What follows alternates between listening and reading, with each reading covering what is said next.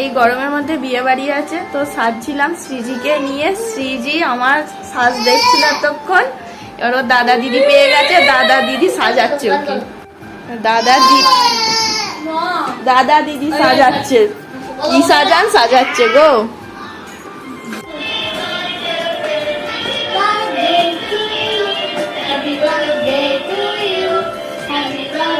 রিজু দাদা গাড়ি চেপে পড়েছে, শ্রীজি উল্টে যাবি।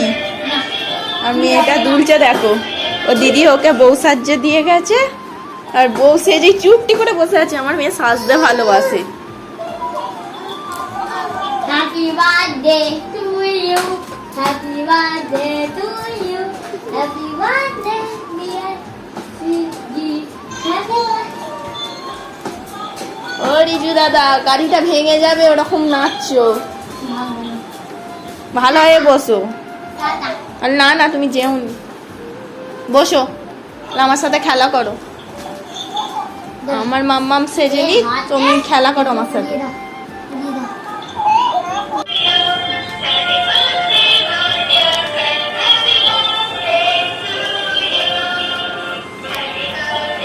নাচো।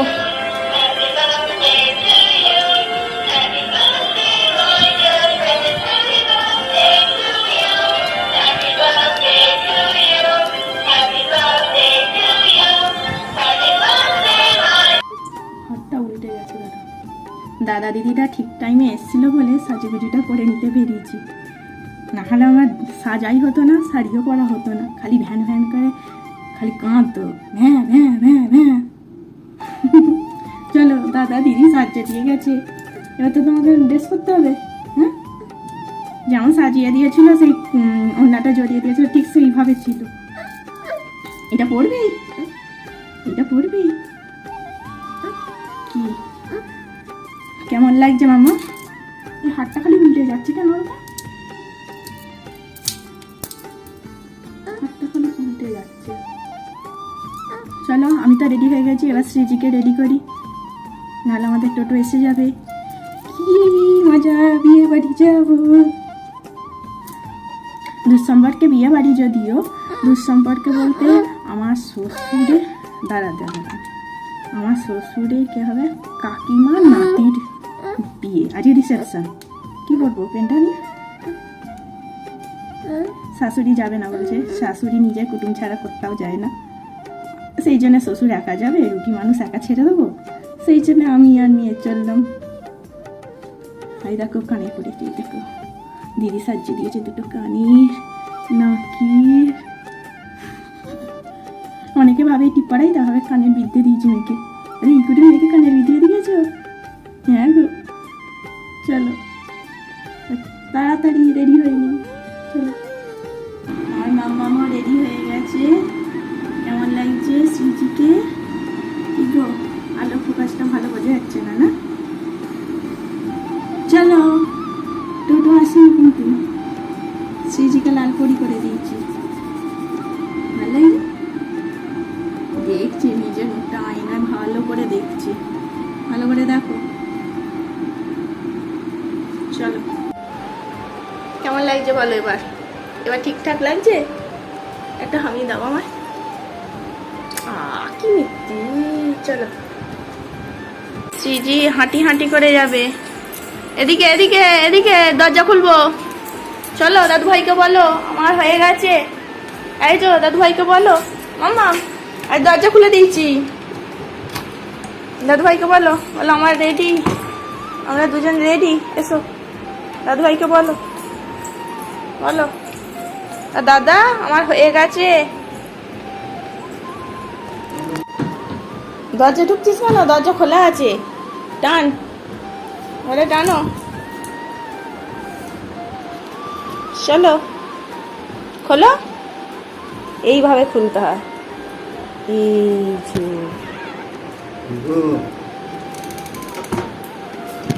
দাদু ভাই রেডি।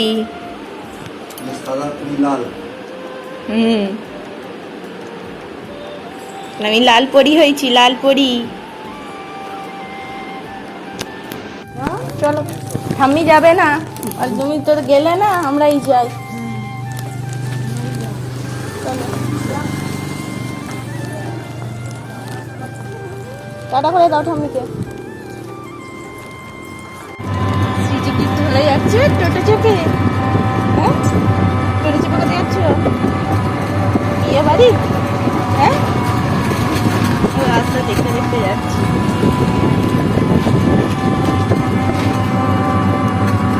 বাড়ি থেকে যখন বেরোই তখন দিনের আলো ছিল, কিন্তু আস্তে আস্তে দেখো সন্ধ্যা হয়ে গেছে।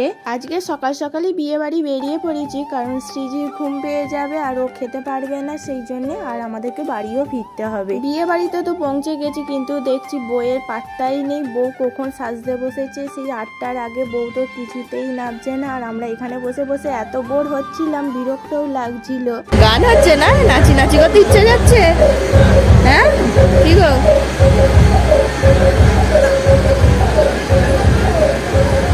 গান শুনে নাচি নাচি করছে শ্রীজি। দেখো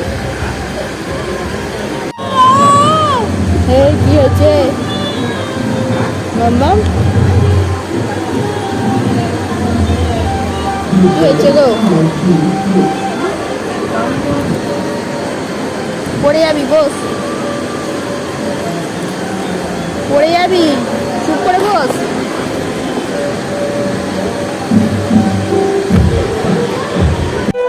শ্রীজি কার সাথে হাঁটি করছে গো?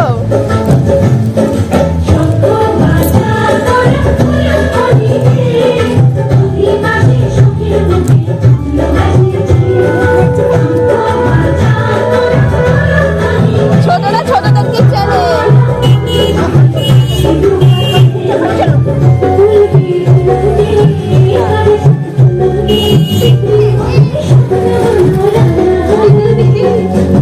অনেকক্ষণ বসে থাকার পর আমরা এদিকে ফুচকা খাওয়ার জন্য চলে এসেছি। আর তোমরা কি লক্ষ্য করে দেখেছো শ্রীজি কার কোলে গেছে? হ্যাঁ হ্যাঁ, ঠিকই দেখছো, শ্রীজি ফুচকা খাওয়ার ওখানে ওর একটা দিদি দেখেছো, দিদি হবে না, সম্পর্কে ওর পিসিমণিই হবে। ও তো হাত পাততেই ও কি ভাগ্যিস ওর কোলে চলে গেল, কিভাবে গেল জানি না নিজেও, কিন্তু সবাই হাত পাচ্ছে, কারোর কাছে যাচ্ছে না, ওর কাছেই যাচ্ছে। ও মনে হয় ভেবেছে দোলন দিদি। যাই হোক, গেছে তো আমার খুব আনন্দ হচ্ছে, সেই জন্য তৃপ্তি করে ফুচকাটাও খেতে পেরেছি। ওর কাছে বেশি সময় ছিল, আমার কাছে তো কিছুতেই আসছিল না। যেই নিতে যাচ্ছে তার কাছেও যাচ্ছে না। দেখো এই দিদুটাও ওকে নেবে বলে কতবার জোর জবরদস্তি করছে, কিন্তু ও কিছুতেই গেল না। একটা টাইম আমিও হাত পাচ্ছিলাম, ও কিছুতেই আসছিল না। ও দিদির কাছেই থাকবে বলে, দিদি নয় সরি, ওর পিসিমণির কাছেই থাকবে বলে ওখানে ও ছিল। আমার মেয়েটা কারোর কাছে যেতে চায় না, কোল বেঁচে যায়, সেই জন্য আমার একটু প্রবলেমে পড়ে যায়, নাহলে অন্য কিছু নয়। ফুচকা খেয়ে নেওয়ার পর তারপর ওদিকে চলে গিয়েছিলাম, কিছু ফটো তুলে নিলাম সকলে মিলে। তারপর ফটো তুলতে তুলতে দেখলাম না আইসক্রিমের স্টল দিয়েছে এদিকে, তো সেই জন্য আবার আইসক্রিম খাওয়ার জন্য এদিকেও লাইন পড়ে গেল। শ্রীজি আবার বিয়ে বাড়িতে আইসক্রিম দেখতে পেয়েছে, না খেয়ে আবার থাকতে পারে? আমি খাচ্ছি, ও একটু করছে, ঠান্ডা জিনিস কিছুতে দিতে চাইছিলাম না, তার সত্ত্বেও ও বায়না করছিল বলে কিছু উপায় ছিল না, সেই জন্য বিস্কুটটাই একটু আধ দিয়েছি, আর কিছুই নয়। আইসক্রিম খেয়ে নেওয়ার পর তারপর দেখো এখন ভেজ পকোড়া খাচ্ছি। আর আমি বিয়ে বাড়িতে গেলে না কফি খাই না, কফি খেলেই কোনো অনুষ্ঠান বাড়িতে আমার জিভ পুড়বেই, সেই জন্য অনুষ্ঠান বাড়িতে আমি কফিটা খাই না, যাই হোক নাই হোক। দেখো এদিকে শ্রীজিও পকোড়া খেতে খুব ব্যস্ত।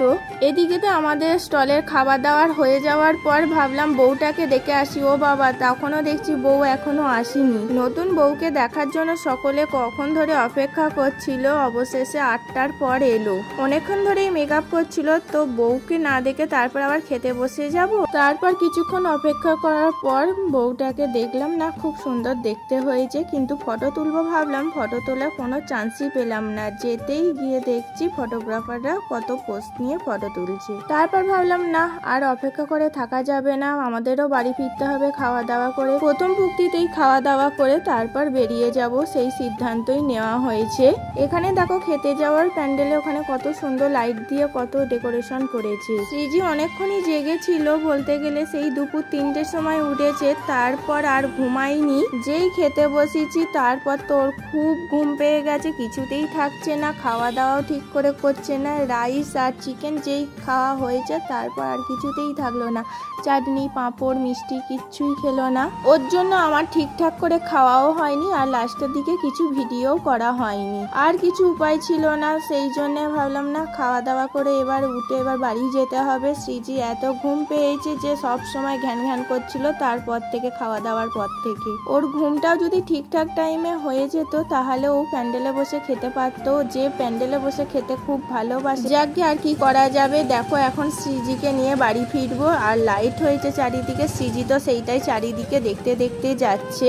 আইসক্রিম যেহেতু স্টল দেওয়া হয়েছে, আর একবার ভাবলাম বাড়ি ফেরার পথে আর একটা আইসক্রিম খেতে খেতে গেলে কেমন হয়, সেই জন্য দেখো আর একটা আইসক্রিম নিয়ে নিয়েছি। দুবারই আইসক্রিম খেলাম, দুবারই কিন্তু ম্যাঙ্গো ফ্লেভারটাই পেলাম। খাওয়া দাওয়া করে নেওয়ার পর বাড়িতে দেখা করে আসার জন্য গিয়েছিলাম, কিন্তু তখনও ভাবলাম একটু বড় বউয়ের সাথে গিয়ে ফটো তুলবো, কিন্তু তখনও কোনো চান্স পেলাম না। সেই জন্য আর কিছু করার নেই, দূর থেকেই ভিডিও করে জাস্ট তারপর বাড়ি ফিরে যাচ্ছি। না হলে সৃজিত তো এবার খুব রেগে যাবে আমাদের প্রতি। শ্বশুর মশাই হ্যাঁ বিয়ে বাড়িতে গিয়েছিল যেহেতু, কিন্তু রিচ খাবার তো খান না, সেরকম খাবার খাইনি বলতে গেলে। অনেক কিছু খাবার দাবার বাড়ানো আছে, সেই খাবারগুলো মেনটেন করে অল্প সামান্য যেরকম প্লেন ভাত হয়, তারপর কচুরি যেরকম হয়েছিল সেই খাবারগুলোই খেয়েছে, বেশি কিছু খাবারও রিচ বলে খাইনি। আমার তো শ্বশুরমশাই বলবে খাবার তো মেন নয়, লোকের সাথে দেখা হলো, কথাবার্তা হলো, এইটাই মেন। টোটোতে ওটা মাত্রই সৃজি দেখো ঘুমিয়ে গেছে।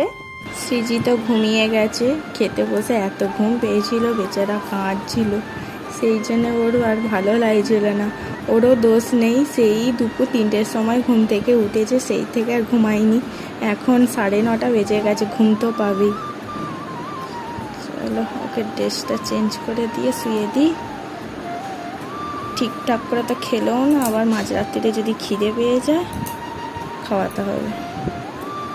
আপাতত ওকে এখন ভালো করে না শোয়ালেও একটু শুয়ে দিই, আমি চেঞ্জ করে নিই।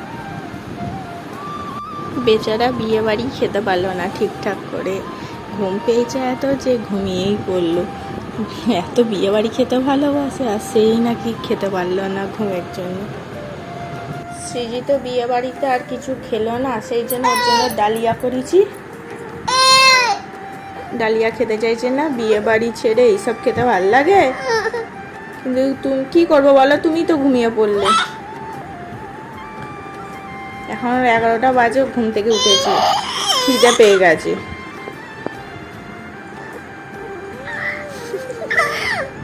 আমি ডালিয়া খাবো না, বিয়ে বাড়ি খাবো। আবার হাত খায়, এইটা খানা পেট ভরবে। আচ্ছা বন্ধুদেরকে গুড নাইট বলে দাও, বাই বলে দাও। এদিকে মাম্মাম, টাটা বাই।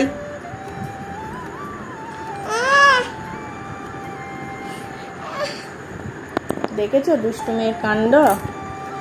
11টা বাজে, এবার কখন ঘুমোবে জানি না। বাই বলে দাও, বাই বলে দাও, বাই। আমি আজকে রাত 1টা-2টো পর্যন্ত জেগে থাকবো।